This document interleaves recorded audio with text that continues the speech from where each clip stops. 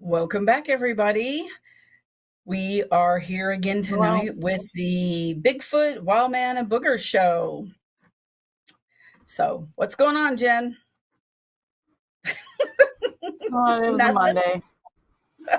It was a Monday. I understand. It was a Monday for me, too. It was a Monday of Mondays. Some Mondays are okay. This Monday was a Monday. It was a Monday. One of those Mondays. I get Monday. it. I get it. Well, yeah, I had to come back to reality because I just got back from Gatlinburg and the Smoky Mountain Bigfoot. Tell us about your weekend. It was great. I got to go down there and hang out with some brothers from other mothers. It was Wayne and all your pictures. Right. It was Wayne and all his manimal researchers. We stayed in a cabin with all of them, so that was lots and lots of fun. Wayne was actually part of the round table, so he participated. And when I wasn't hanging out with them, we got to meet all kinds of people. Got to meet Adam Davies this time. First time I've ever met him. Okay. Another gentleman, and his name slips me. I'm so bad with names. I believe his first name is Jonathan. He is with Paranormal Rangers, and he's Native American. He had some super cool stories, even stories about skinwalkers. So we may have to be talking to him, Jennifer. He would be great for one of those weird episodes, right? So I like it. Yeah, that was that kind of stuff. Yeah. There's some of those cool. Yeah. There's RPG, my brother from another mother. That's Tiffany. She does the podcast with Wayne. That's Natalie. She's working the event. There's Adam Davies. Hey. He's down there. And look, there's us. We were on the big screen. There's Lori Wade. She's another BFRO investigator. There's Wayne. There's my man. Yeah, this was my view from where I was standing. There's Brian, and there's Gwendolyn Purcell. Yeah, drinking my coffee out there in the mornings. Yeah. So, yeah, we got to spend time with all those people. Yeah. Fun stuff. My tribe. One of these days, I'm going to drag you along to my tribe. I know. You get to meet. Well, I don't have any Jen's bits today. No trivia bits for this week. I thought we'd just fill it with your weekend and then go from there. Well, it was good. We had a lot of fun. Those kind of things always give me all kinds of ideas for things to come back and try and do. And, and poor Robert drives and my brain's like racing, and he's tired of hearing about it by the time I've come home. So, I have to. Well, I was thinking about you guys because I was like, oh, they're probably already home. Knowing you're like, I'm driving. Well, no, it's funny. Robert is about 5 miles over the speed limit going anywhere. Coming home, he will finally hit that 10 miles over or more. I'm always 10 miles or more. I'm always putting it down the road. Yeah. Sorry, I need to get there and I need to get home. You can drive that muscle car. Well, yeah, that's not his daily driver. So, he has to ease into that. Right. But no, it was all good. We left at like 6:50 Sunday morning and pulled into the driveway at 3:30 in the afternoon. So that wasn't too bad. That's not bad. That wasn't too bad. Nope, we got home in time to relax and get the laundry done before we had to get up and go again today. So it's all good. It's all good. So all right. We have got just it's funny. I met this lady actually a couple of years ago, and you know how I am with other females. That's not usually I'm not real good with other females. Not your jam. It's not your jam. Right? Exactly. And Shane, unless you're who was on related to last them, and week, even then, not much. But Shane told me I would like her. And I'm like, yeah, okay. So we met 2 years ago at the Smoky Mountain Bigfoot Conference because Marty is from Florida. And yeah, she's just one of these that I click with, I vibe with, whatever. I love her to death. She does all kinds of things for me behind the scenes. I'll call her and go, it's technology. I can't do it. Help. And she always bails me out. And the plus is she's a fellow researcher. She comes up and does the Ozark Mountain Bigfoot Conference. At some point, she's going to come up and do the BFRO expeditions. So, she likes this kind of stuff. Yeah. So let's go ahead and bring Marty the Nonnaboss on. There she is. Yay! Welcome. How are you tonight? Thank you so much for that warm welcome. I appreciate it, ladies. I'm so glad to be here talking to you. Good. And I guess we're going to talk about the big guy tonight, right? Of course. Oh, yes. Of course. Yeah. So, yes. We don't always do it this way, but I got to thinking about this. And Marty, I don't know that I know how you got into it or what was your first encounter.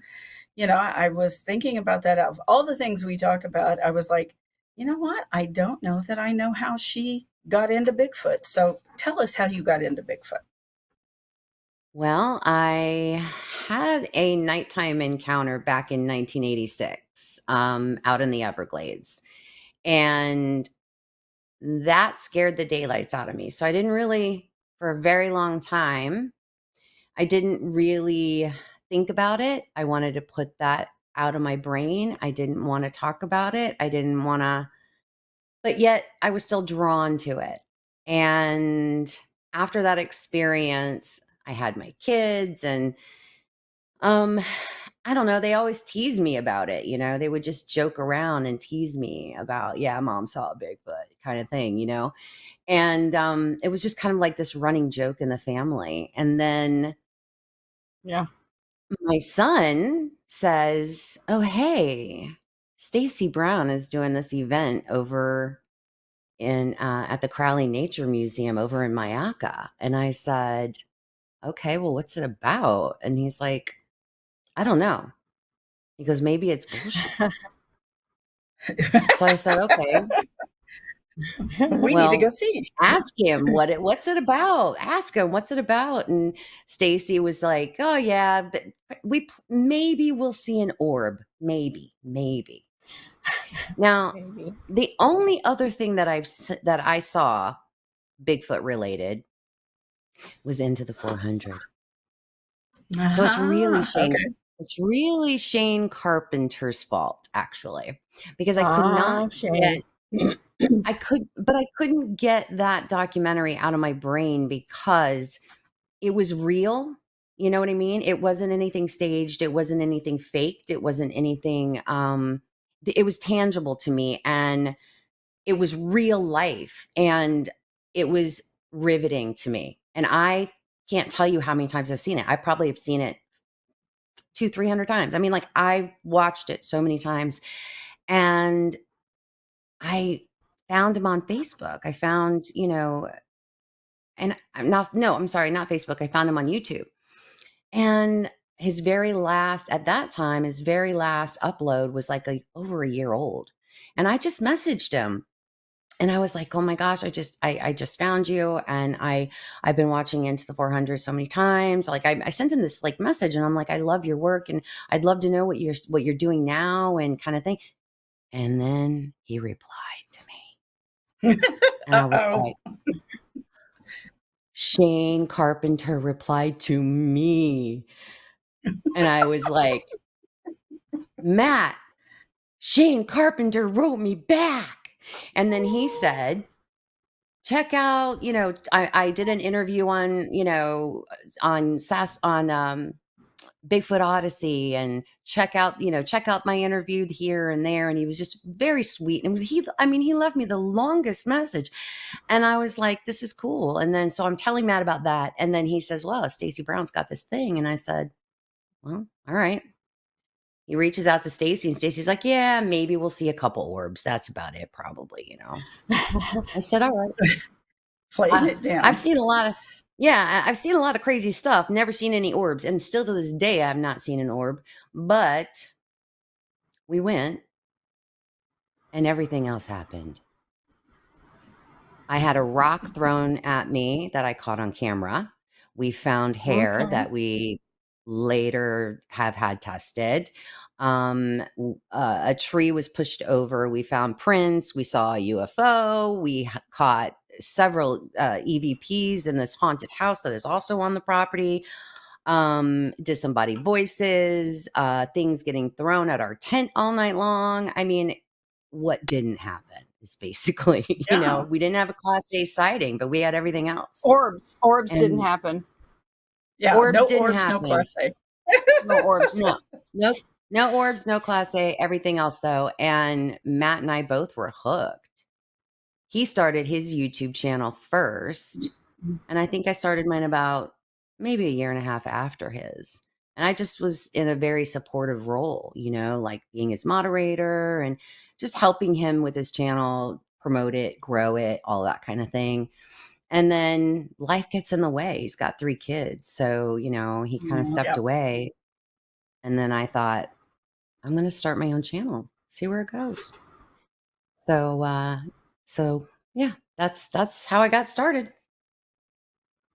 Well, and you're an integral part of where I'm at now, because between you and Shane, you're like, you got to do podcasts. You got to do podcasts. And I remember the first one, I think it was yours. I was scared shitless. You guys are like, oh, it's no big deal. It's no big deal. And so, yeah, we did several over that next year and a half, 2 years, type deal. Yeah. And now look, here we are. We have our own channels. It is so exciting. It is so exciting. And it's, there's not a lot of ladies in this subject matter. So it's very exciting to see a female duo come on and really dive deep into this subject matter, because there's just not a lot of you. And, you guys are kind of like a little bit of a unicorn, and I love it. I'm just so excited. And you guys are going to just soar. I know it. I hope so. Because I super enjoy it. And I've just drugged Jennifer along for the ride. She's like, okay, I'll do it. I'm not necessarily kicking or screaming, or I'm just like, okay, cool. She's like, sure, let's try it. I mean, what's the worst that can happen? All it takes.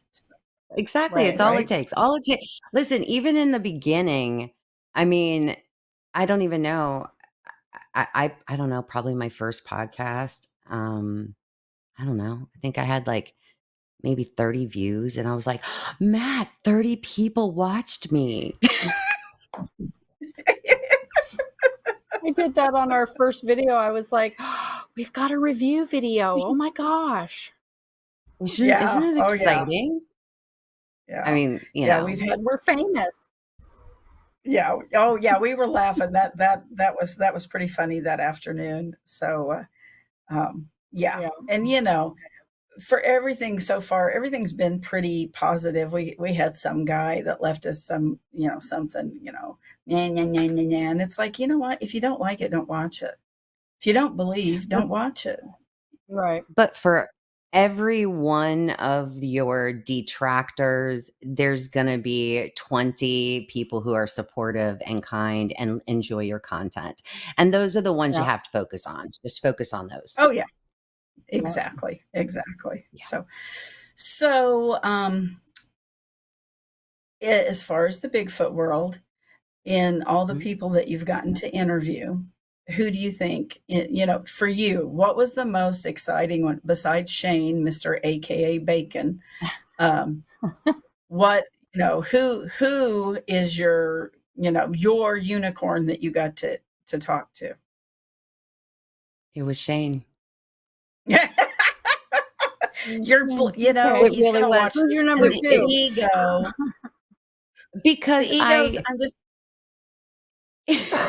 but the thing is that with Shane, he really I mean, what he does is so unique, him and Randy together, and it's unique, and it's just, there's not a lot of that out there where people are just showing you real and reality, like, okay, well, we did this, we didn't really get anything, we didn't really, nothing really happened, but guess what, we tried this thing and something happened. But it's like he's showing you the reality of it. He's not giving you this this production.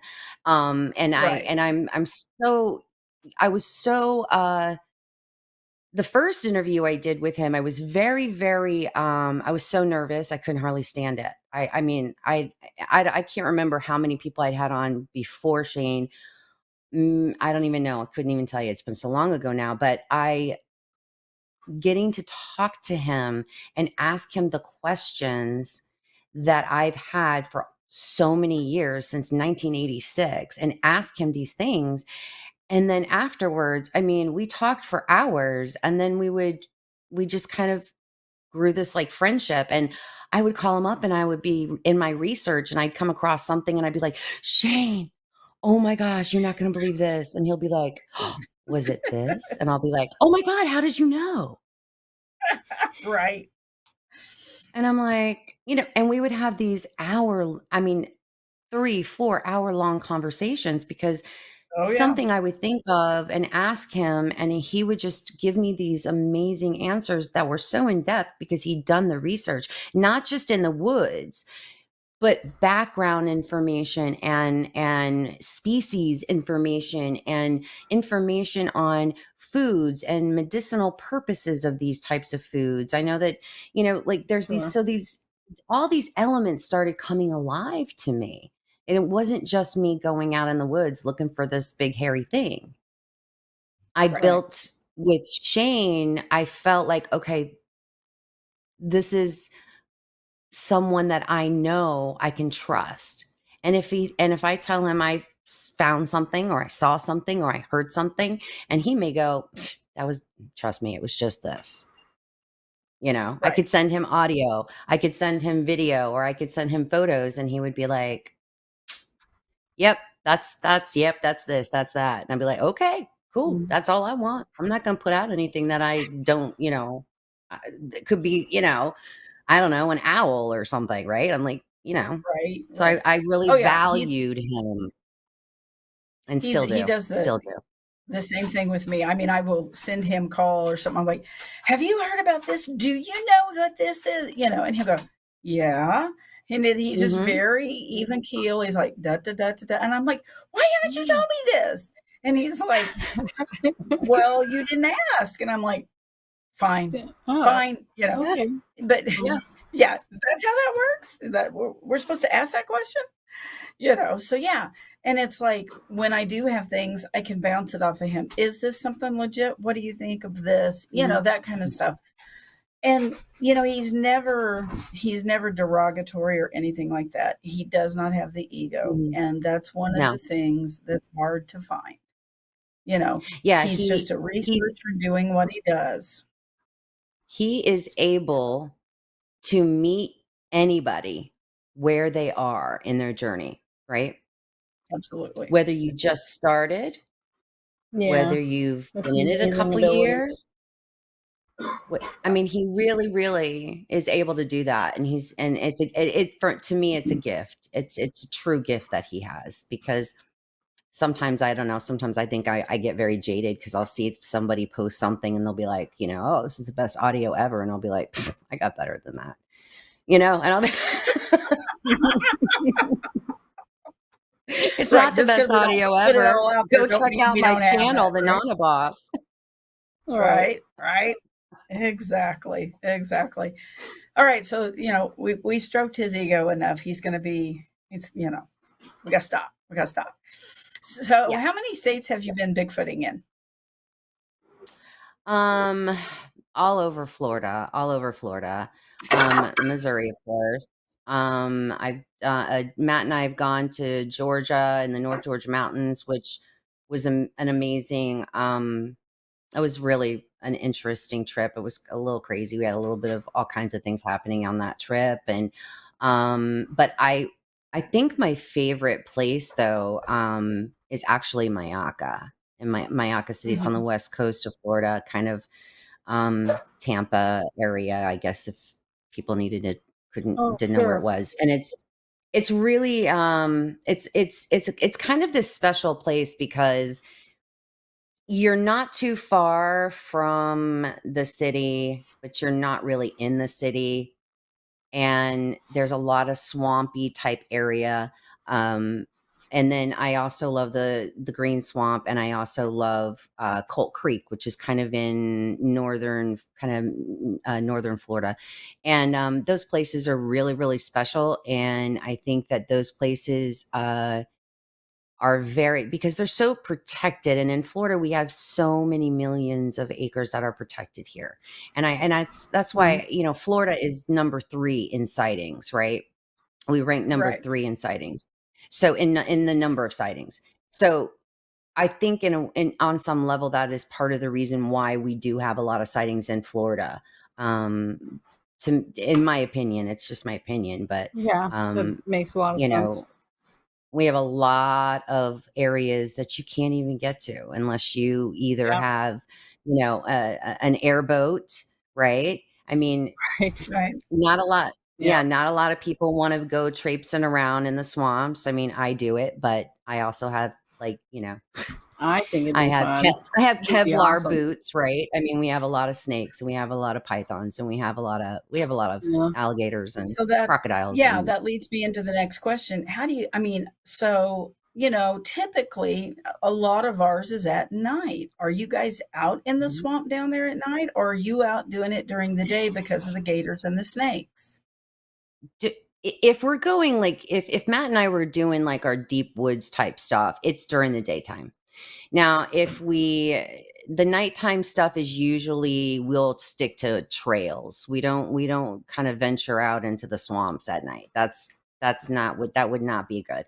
But I mean, during the daytime, if you know what you're doing, I mean, you just kind of have to, I mean, I have grown up, me and my kids, we grew up out here. That's how I had my first sighting at my nighttime sighting, was because we were out driving the levees looking for snakes. I mean, that's what we were doing when I saw it, and it came came up the levee and then took a step, looked right at us, and then just took another step, and it was down the levee, and it was gone. It was crazy. And it looked very patty, dark, big, black, bulky, right? But my daytime sighting, it was literally a trip with the whole family. I mean, we had the grandkids with us. We're on on a trail. We weren't out in the swamp, and Matt was on one side of me. My daughter-in-law was on the trail. Matt and I were off the trail looking at something that we had found. And all of a sudden, a stick from the other side of the trail came flying across over her head and landed in between Matt and I. Okay. And we both were like, "What the heck is this?" And we got off trail, and I was the first one. I went right across, past my daughter-in-law, standing right there, and I'm looking out, and I see it, and I mean, we locked eyes, and it didn't look anything like the first one. It was this beautiful experience. It was peaceful. It was calming. It was, I don't know, it was almost like a spiritual kind of experience. It was we locked eyes, and I'm looking at it. It's looking at me. I mean, it was this beautiful, like, auburn color. It had a round head, not a conical head. It had regular ears. It had a very Native American face to it, sort of light ashy gray skin. And it was like we locked eyes, and he had this like basketball player build, and he wasn't really that big. And then he just kind of like a periscope was like straight down, and he was gone. Wow. Okay. Yeah. That's interesting. Wow. Yeah. Cool stuff. Yeah. Wow. Yeah. I haven't been so lucky as to have the daytime stuff so far. It's been nighttime stuff. Mm-hmm. But then 90% of the time when we're out, it is nighttime. So, Sure. But yeah, I wanted to ask you about that before. It's like, you're not out there tramping around in the swamps at night, right? No, we stick to the trails though. I mean, and even when we do go out at night, I mean, even daytime, nighttime, and whatever, we, there's special boots. I have like 3 sets of snake boots, right? I've got one that's like real, like heavy Kevlar. Depends where we're going, like, because if it's up north, it doesn't seem, their climate up there is a little different. It's a little bit, it's a little drier. It's just different, right? Because there's like, we're like subtropical and then tropical, and then there's, so it depends on where we're going as to what equipment we use, in all honesty, because it's like down here in the South and kind of like Big Cypress Swamp over in the Everglades, you don't go out there without Kevlar boots if you're going to be out. Just even on a trail, you just can't, because there's, it's just too dangerous. You just can't. Well, I'm going to tell you what, I love you to death, dear, but I am never coming down there and Bigfooting with you in Florida, because I have such a fear of snakes. I'm not doing it. Sorry. Not happening. Kevlar boots or no? No, I'd have to have like a Kevlar suit. Okay. Head to toe Kevlar. Even then, maybe not. Right. Yeah. Right. Even then, probably not, because, something over 5 feet comes slithering across the trail. Oh, hell no. See, I'm okay with snakes, but I'm that way with spiders. So. Yeah. Same. And you're pretty okay with spiders. I don't have a problem with spiders. I don't have a problem with anything else. But if it's a snake, nope. We're done. As long as I don't see them, I'm fine. So let's move on. So you've been to Missouri, and you have been on an expedition with us. Let's talk about that experience that you had. Yeah. So that was an interesting night. That so many things happened that night. We had this crazy storm that rolled in out of nowhere, like literally nowhere. It was anybody's, wasn't on the radar, nothing. It was just like, it looks kind of cloudy over that way. And that was kind of it. And then we started seeing like some like heat lightning, it looked like, in the background, way, way far away. And then it just turned into this like very violent storm, and everything was, people's tents were taken down. The cook tent was taken down. So it was just this like mess. Camp was a mess. And after the storm, and it was so wet, and it was just everybody was exhausted. And, I was laying in the tent because I was really, really tired, but I wasn't asleep. So I was just like laying there, and there were some people that were still sitting out by the fire, kind of like talking still. And they decided to finally call it a night. And my tent mate came into the tent, and we spoke a little bit.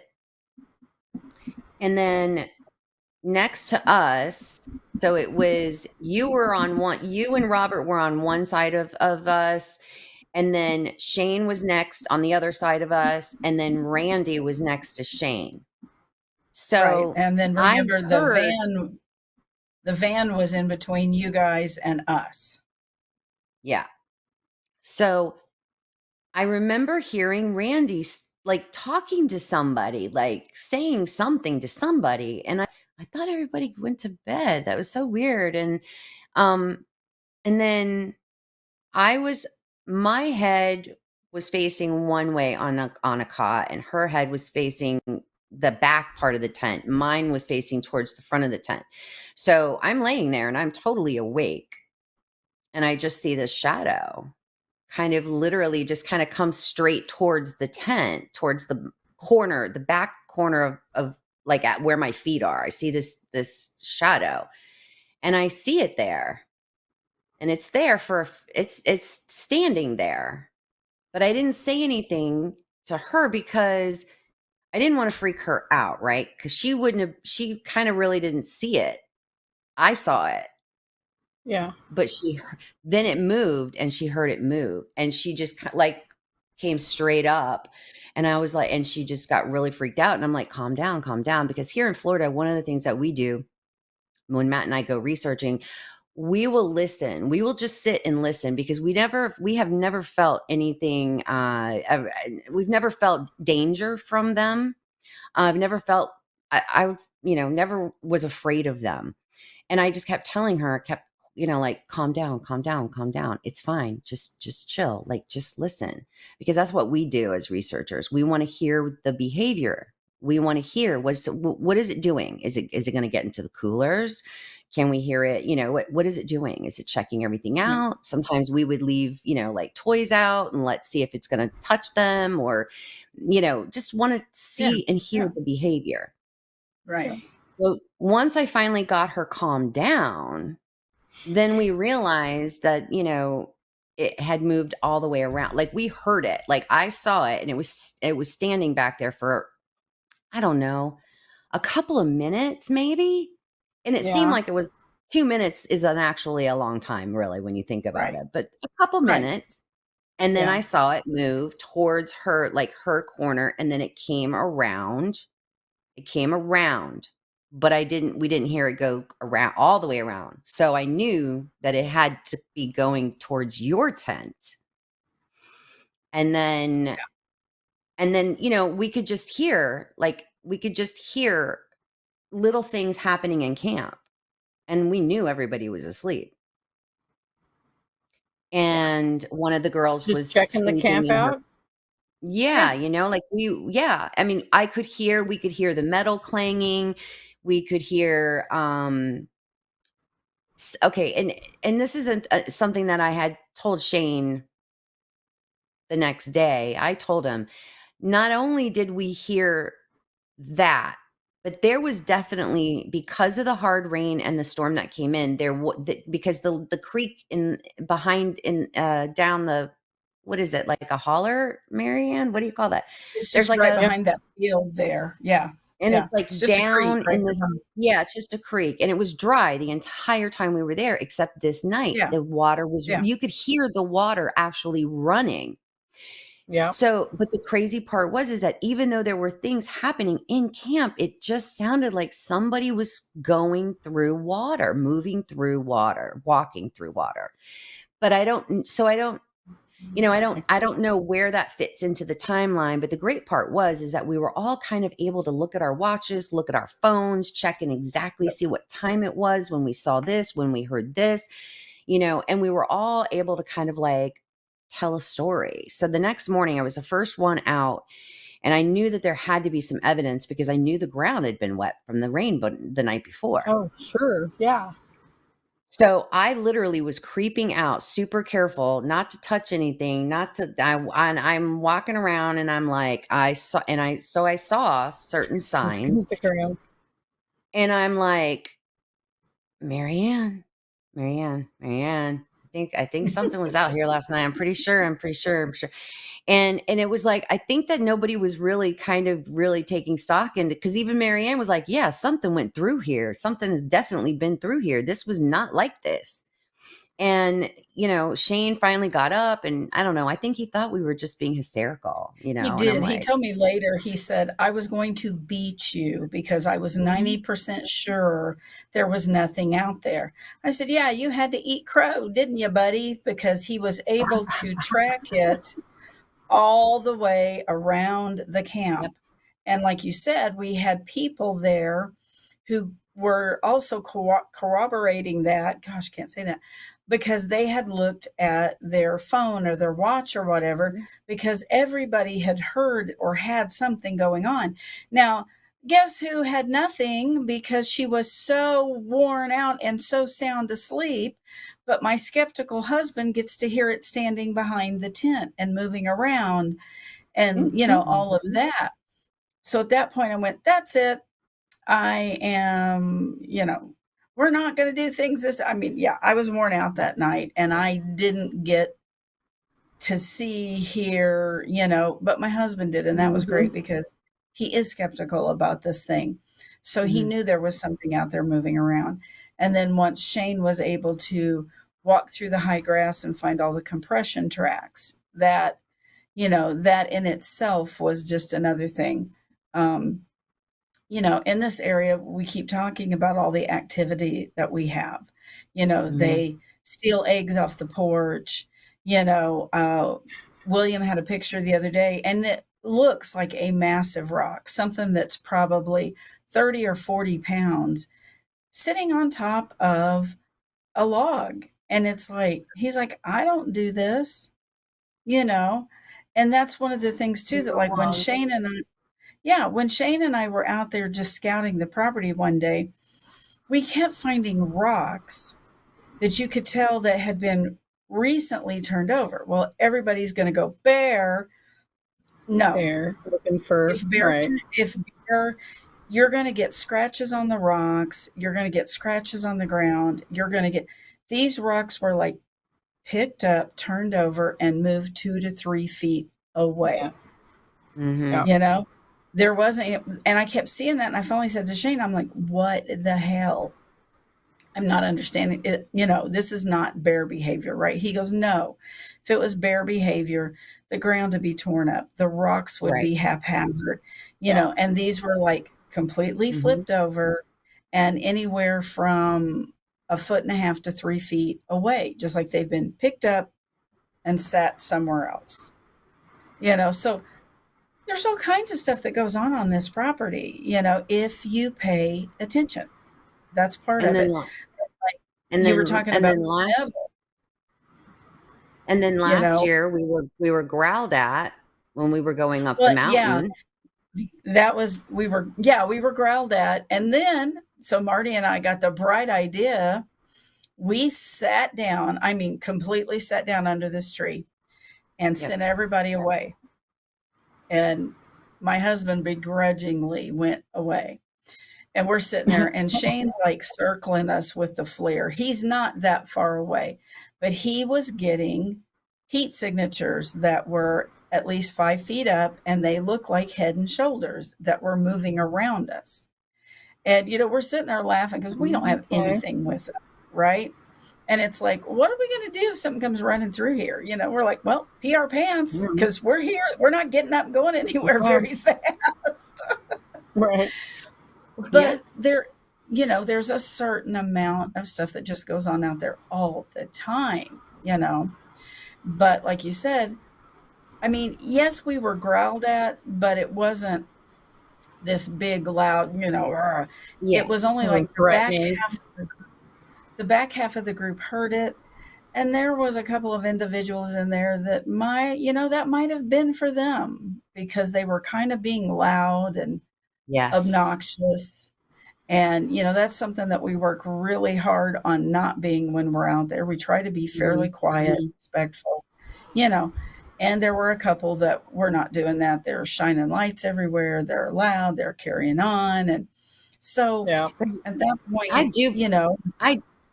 definitely believe that your intention is a huge part or plays a huge part in the type of encounters that people have.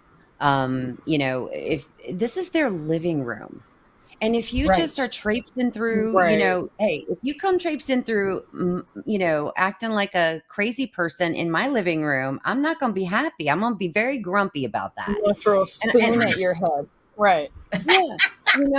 Exactly.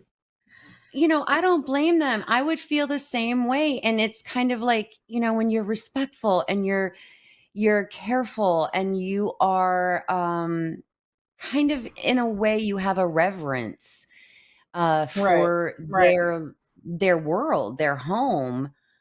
I tend to feel like you have more, you find more, you hear more, you see more. Right. I think that's the thing too.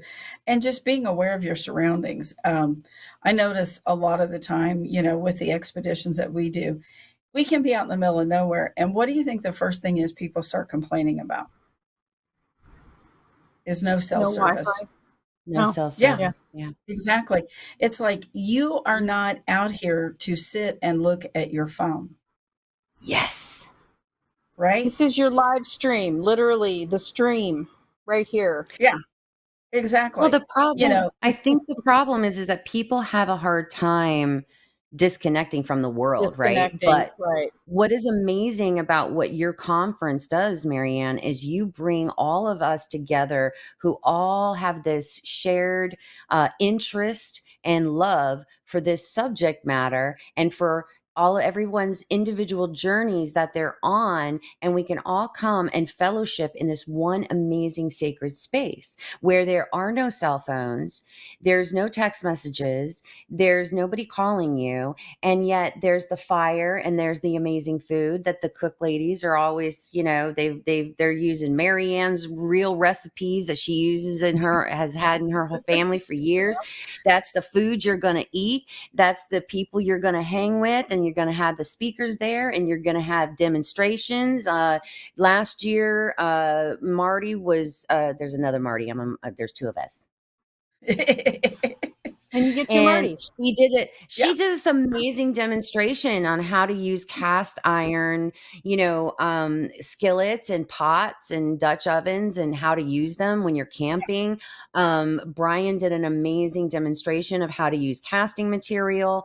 So people tell fireside, Bigfoot encounter stories, it's and a fellowship. there's this. It's an awesome fellowship. It really is a fellowship, and that is why so many people return every single year to her conference, and not just her conference, but to the expedition portion.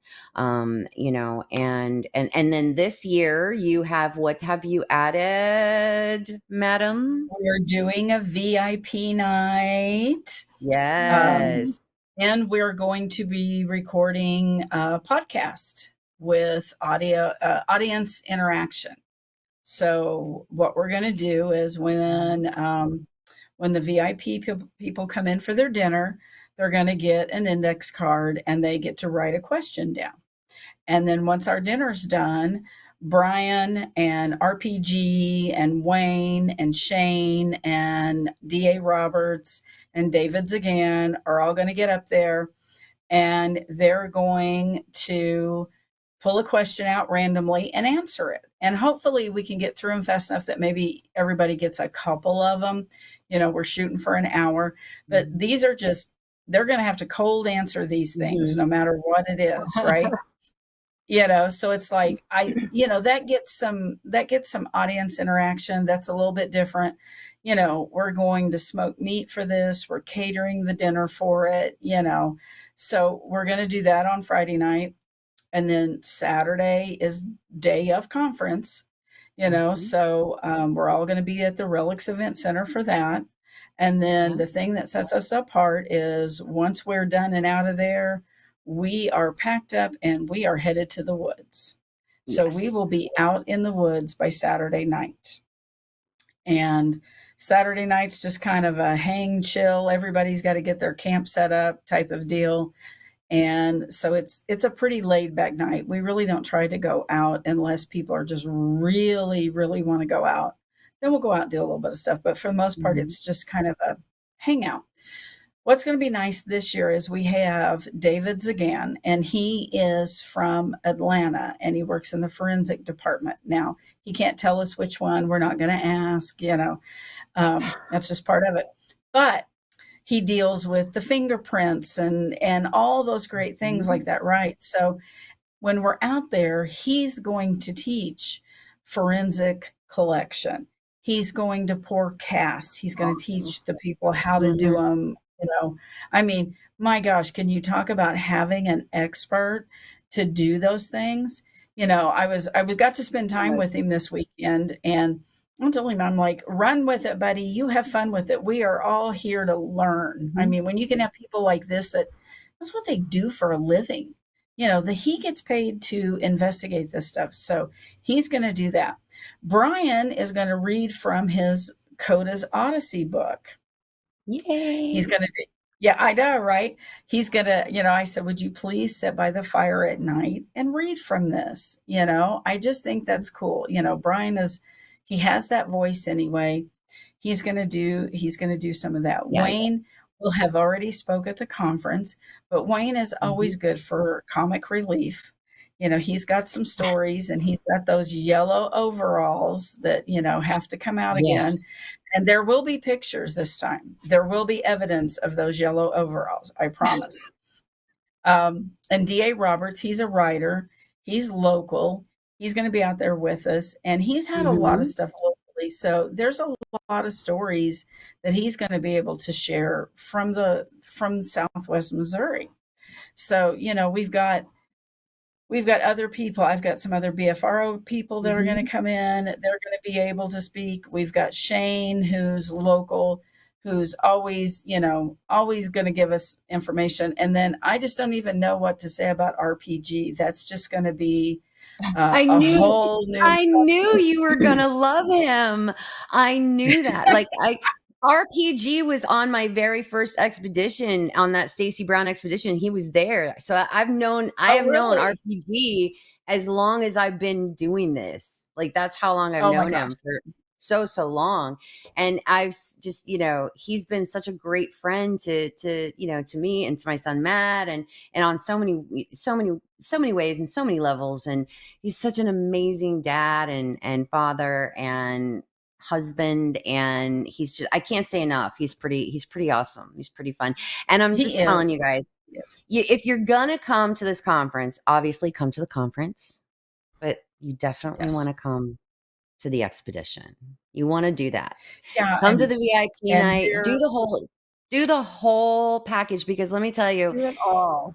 Because one of the things that is amazing is that you get to, when you are out there on that expedition, you are making friends for life. It's not just, there's you're camping with a bunch of people you don't know, because I'm going to tell you right now, every single person that comes out there, everybody is, helping out everybody else. Everybody's, offering, hey, you need a bottle of water, you need a cup of coffee, you need this, you need this. Everybody's there to help. Everybody's just really, fast friends, because when you find your tribe, you find your tribe. Exactly. And that's, I love it that you say that, because I have such good friends from the very first expedition we ever went on. And I have traveled in different states with them. And it's like, I have met people who have become my very best friends that I would have never met before because of this big, hairy guy. I mean, really and truly, it is. I wouldn't have met these people. I wouldn't be doing what I'm doing now. It's just this progression. And yes, we're all out there looking for this cryptid. But on the other hand, we are building a tribe. We're building a family. We're just the people that come together on these things. I mean, yeah, sure. There's some that come one time and they go on, but you build this group that comes back and comes back. There's a core group that travels with. Yeah. Exactly. And we go and support each other, and we do things, and it's just incredible.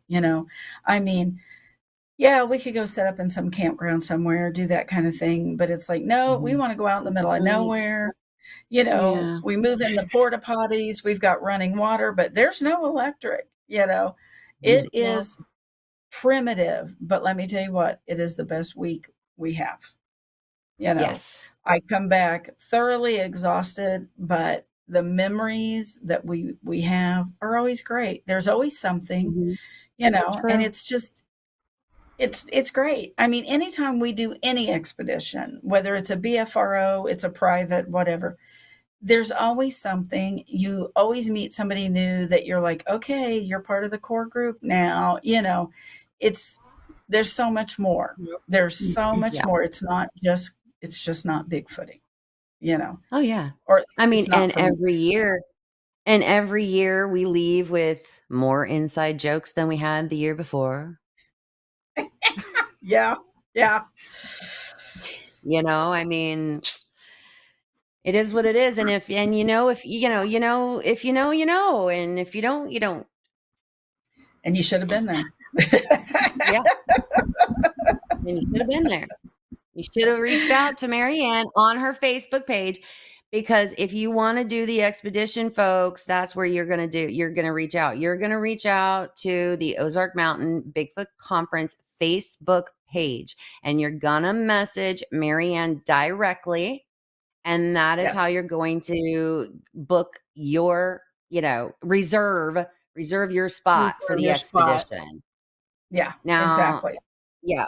That and That's it's in an undisclosed location. We don't, it's private property. So we don't discuss where it is. Obviously it's in Missouri. But so if you want to join the expedition and fellowship with amazing people who are on the same journey as you, definitely reach out to her on her Facebook page, Ozark Mountain Bigfoot Conference Facebook page. Maybe John will put the link to that in the description of the show, in the show notes down below for us. So you guys can just click it. And then as far as tickets, you want to go to Eventbrite. John, I'm hoping you can also put the link to Eventbrite where they can buy their tickets. Also in the show notes in the description down below. He's the great and powerful Oz. He can do all. Ta-da! Yeah. Ta-da! Look at him go there.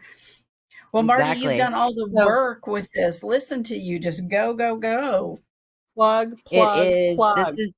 That's right. 4th annual Ozark Mountain Bigfoot Conference. Save the date, October 4th, 2025, Relics Event Center in Springfield, Missouri.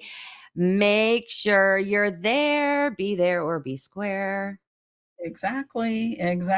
It's, it's just fun. It's fun. There's good food. There's good people, all kinds of things. And, I know people always ask me, hey, I can't stay the whole, Saturday through Wednesday. That's okay. If you got to leave a day early, we understand. Things happen, schedules, whatever. But you need to come stay 2 or 3 days with us. That first night, everybody's just getting settled in. The next night is when we're out and doing things. And we got a couple of things planned this year. We're going to split up and go up on 2 hills. And Shane and I have already been talking about it. I've got another guy that's got me some cameras, some different cameras. We're making plans. So hopefully, we can get some juicy little tidbits, because these things have been thermed out there before.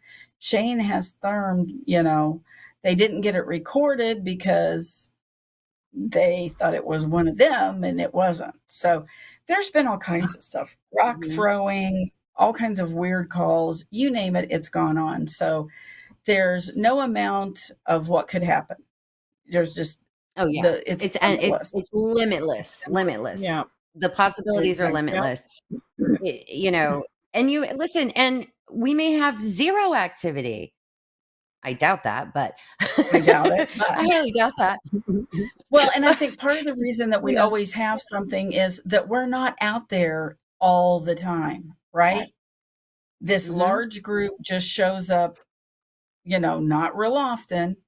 And I think that in itself draws them in, because they can smell food. There's all this chatter. There's all this energy going on. They have to come see what we're doing. They just do. Yeah. And I think William is building a swimming pool, a natural swimming pool out there. So I'm going to be going out Yeah, I'm going to be going out in a few days. I will let you know, but I've gotten pictures of a pit that's already dug. So it will be a spring-fed pool. So it'll be like short-lived because we will freeze, but for October, I'm like, okay. Right? Yeah. You might Spring dip and and like come out. spring-fed October. Okay. Yeah. Yeah, you'll be What do hitting they that call fire that real quick. when they do? What is it when they go The those polar bear people and challenge. that's it, the polar bear The polar challenge, plunge. Yeah. So we'll the call it Bigfoot, the Bigfoot the plunge. Momo Bigfoot challenge. plunge. There we go. Yeah, we'll get See? pictures of that Momo challenge. Yes, we Good will. stuff. Be this year's Exactly. t-shirts. Right? Right. Momo challenge. You did the Momo challenge. Here's your shirt. Mm-hmm. That's Yep. funny. That's funny.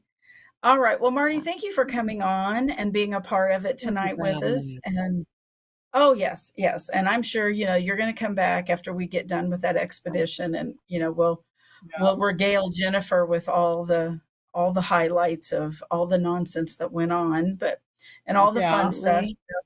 Yeah, we'll be able to have, several from that because we're going to be filming the whole time. Mm-hmm. And the great Oz behind the scenes here will be with us, and he'll make sure that we get things filmed and taken care of. So it's going to be great. Good. So yeah, fun stuff, fun stuff. So as we always Thank say, you. show me your Bigfoot. Your Bigfoot. We want